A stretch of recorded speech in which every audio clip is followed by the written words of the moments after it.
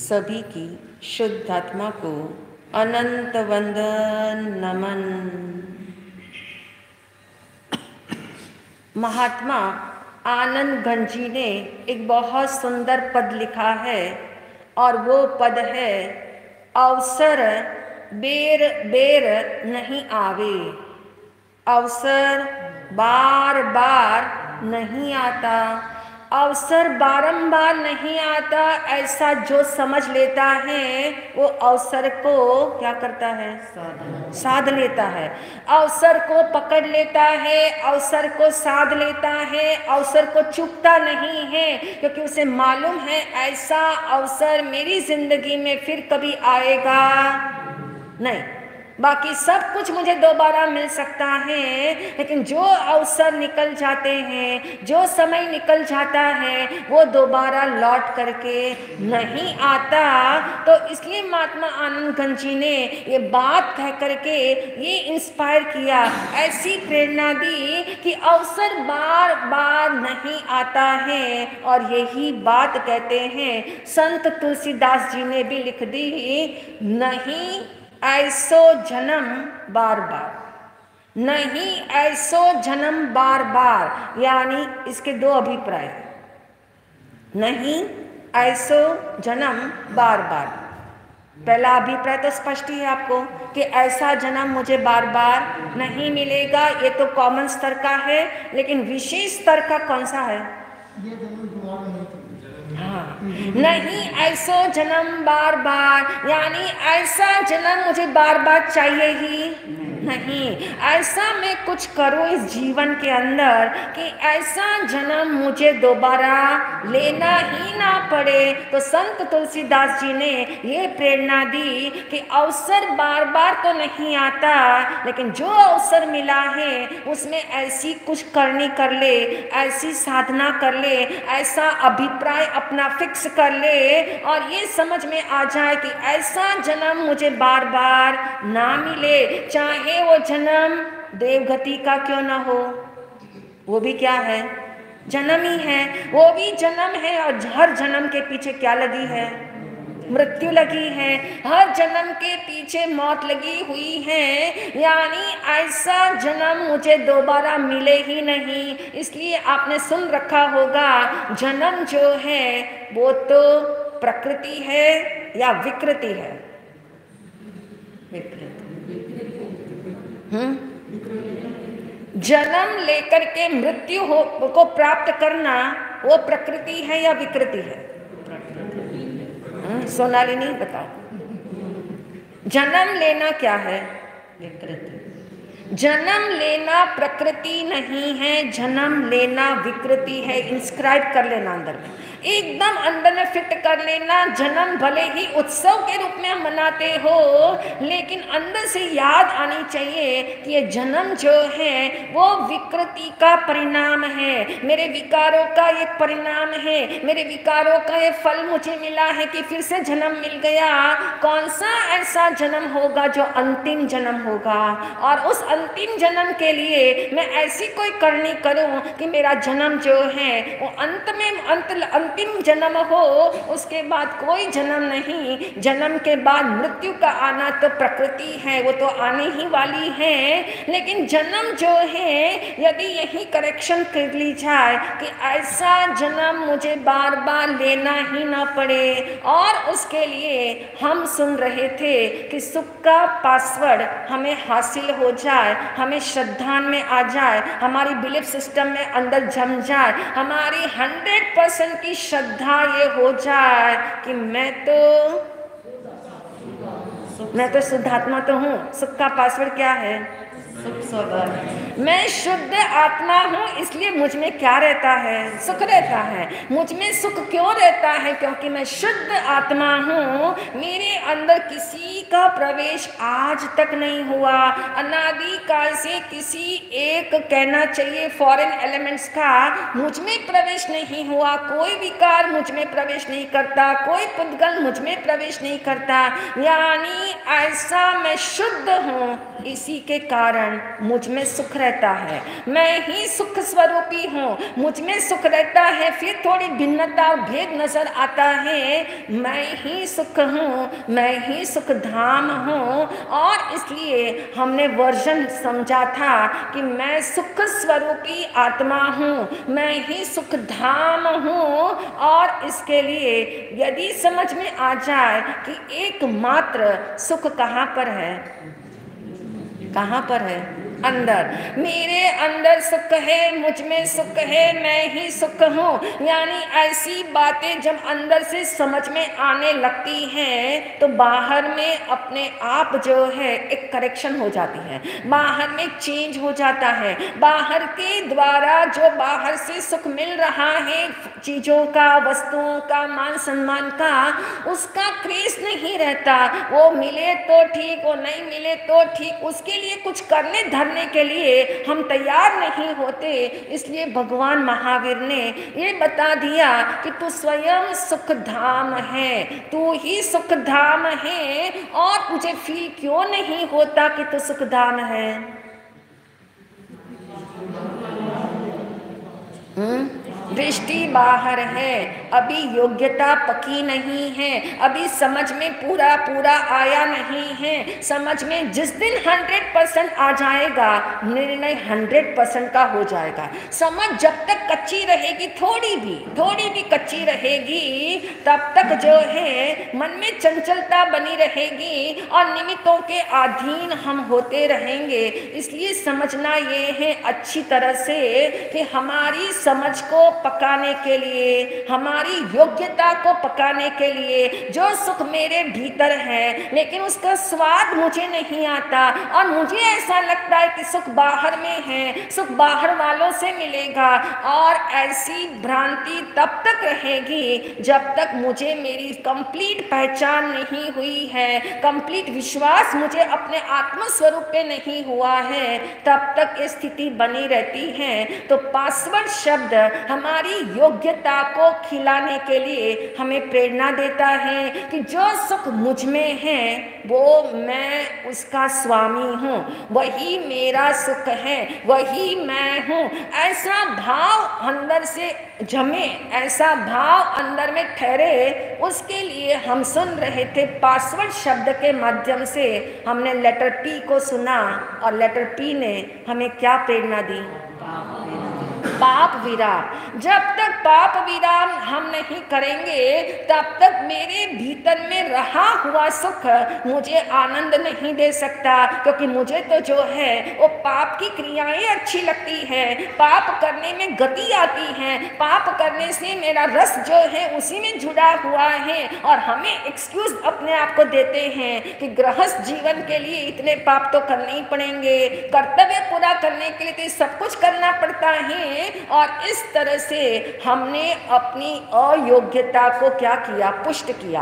अपनी अयोग्यता को हर समय पुष्ट करते गए। तो आज हम जानेंगे लेटर ए, पासवर्ड का दूसरा अल्फाबेट जो ए है।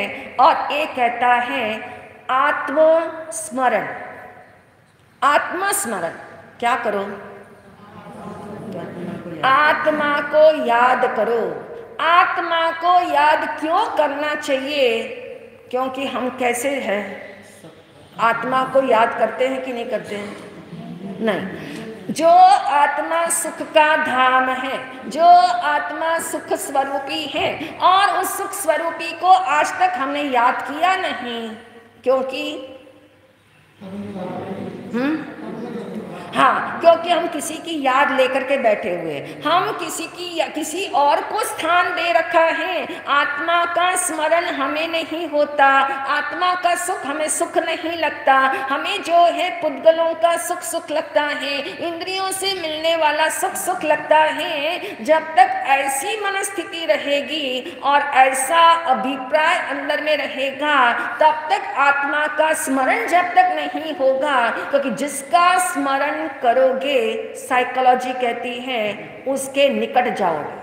उसकी निकटता का एहसास होता है। जिसको याद करते हो चाहे 2000 माइल दूर बैठा हो, लेकिन जिस समय जिसको याद करो वो कैसा लगता है, जैसे यहाँ आ गया हो, हमारी कल्पनाओं में आ गया हो, क्योंकि अभी हमारी स्मृतियों में आया हुआ है। इसलिए भगवान ने कहा जब तू सुख धाम है तो तू अपने को याद कर कि मैं कैसा हूँ, मैं कौन हूँ, मैं कहाँ रहता हूँ, मेरा कार्य कितना है, मैं कहाँ कहाँ जो है अपने में रह करके कैसा कार्य करता हूँ। इस प्रकार से अपना स्मरण करने वाला निश्चित ही एक दिन अपनी योग्यता का क्या कर लेता है, विकास कर लेता है। तो मेन बात इसमें ये समझेंगे आत्मस्मरण कैसे किया जाता है, आत्मस्मरण क्यों करने की प्रेरणा दी है। आत्मस्मरण करने के लिए हमें जो है ये बात समझ में आते हुए भी आती क्यों नहीं है, फिर से हम क्यों चूक जाते हैं। आत्मा का स्मरण करना है यानी क्या करना है, आत्मा का स्मरण यानी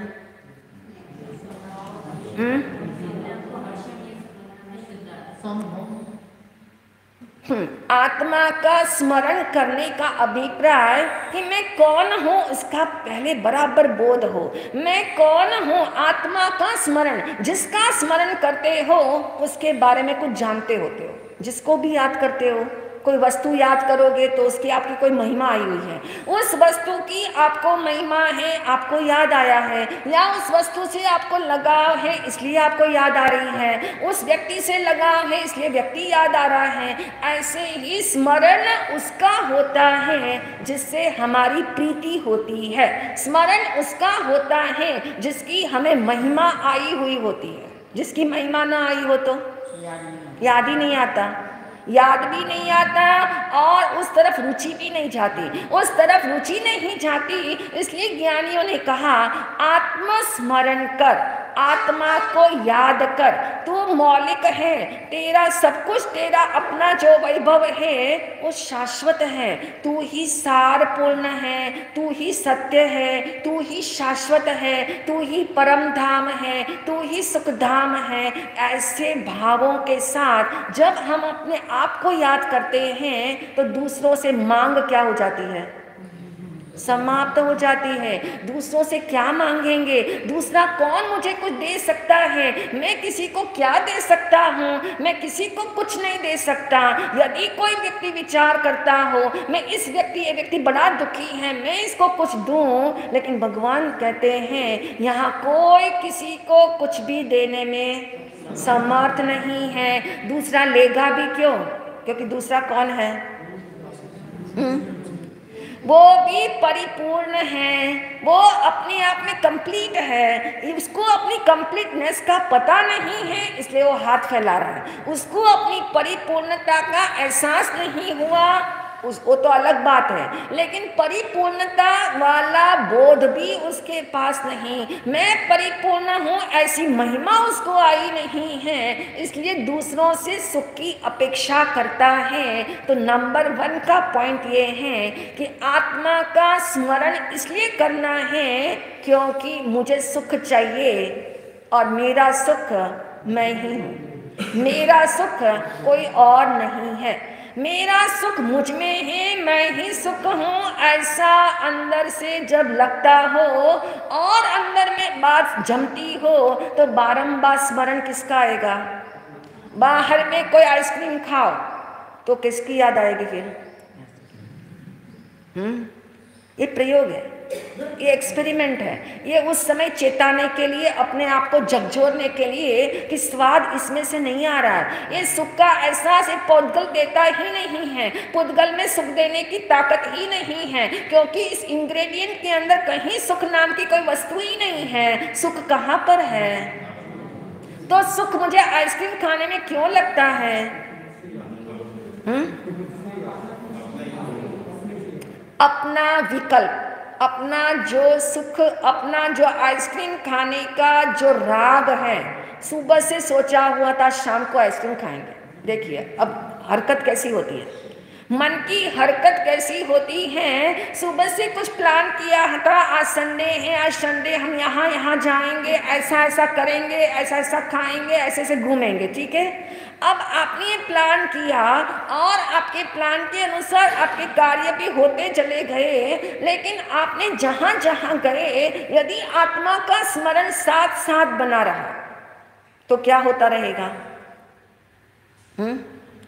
जहाँ गए, जो भी चीज़ खाने में आई, जो चीज़ देखने में आई, जो चीज़ कहना चाहिए खरीदने में आई, हर समय आपको लगता है कि इसमें सुख मिलने वाला नहीं है, ये सुख दे सकता ही नहीं है, तो आप कहाँ लौटोगे?